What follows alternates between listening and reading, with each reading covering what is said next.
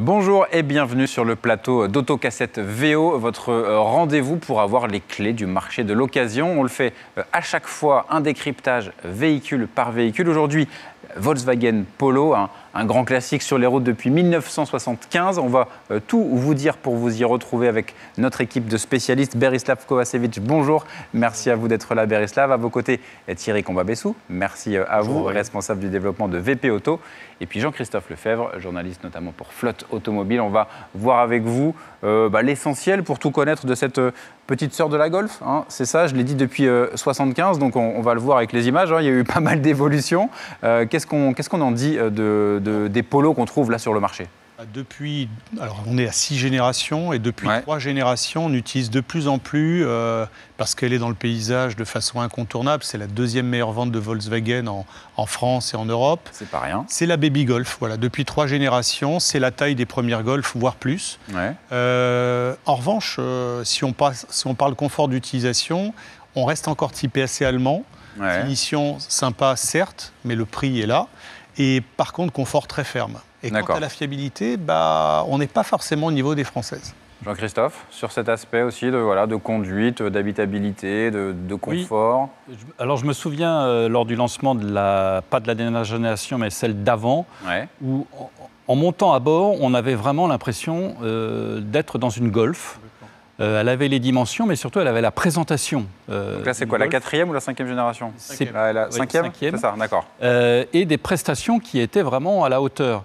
Donc, alors je serais un petit peu plus mesuré sur le confort, c'est surtout le train arrière qui a toujours été un peu raide, mais à partir du moment où on met des grosses motorisations ou du diesel, et il y a eu des diesels très intéressants sur cette voiture, on avait une voiture qui affrontait l'autoroute sans problème, qui plus est, qui est plutôt grande à l'intérieur, très bien finie. Ouais. Ça, moi, ça m'a toujours marqué. Aussi, sauf à l'arrière. L'arrière est un peu moins habituel. Alors, voilà, l'arrière. Mais ça, les Allemandes ont toujours été comme ça jusqu'à aujourd'hui. Hein.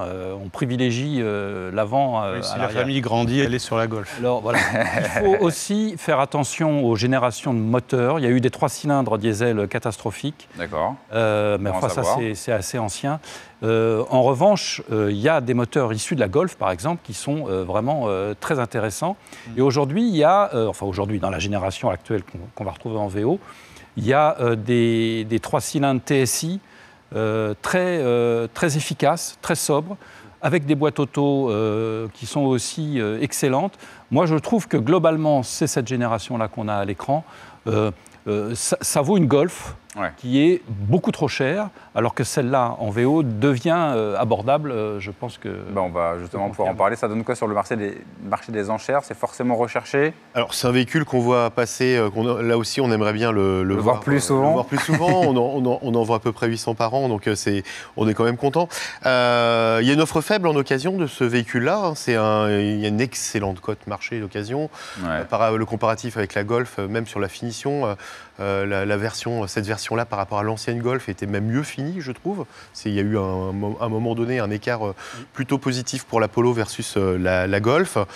La boîte, c'est quand même la meilleure boîte double embrayage du marché, la DSG. Hein. C'est quand même Surtout qu'elle a réparé ses défauts de jeunesse. Voilà. Donc, et puis, on a un modèle GTI également qu'on trouve, qui est très recherché en deuxième main et qu'on trouve à des prix assez contenus, entre 13 000 et 15 000 euros, qui est un très bon véhicule. Et puis, sur le côté motorisation, ce qui est le plus plébiscité, c'est le 1,6 Litre TDI 90, et puis évidemment en essence le 1,2 Litre dont vous avez parlé, qui est le TSI 95 105 chevaux. Voilà, c'est très bien.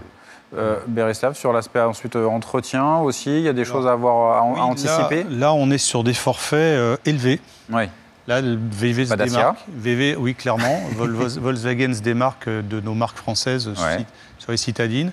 Le SAV est souvent débordé parce que Volkswagen ne souffre pas que du VV-Gate, il souffre aussi d'une fiabilité assez moyenne en électronique, en panne accessoire. Alors les clients le compensent parce que l'image est là, mais on le voit, hein, on a moins d'annonces aujourd'hui, on a 13 000 annonces sur le marché, moitié chez les particuliers, moitié chez les pros.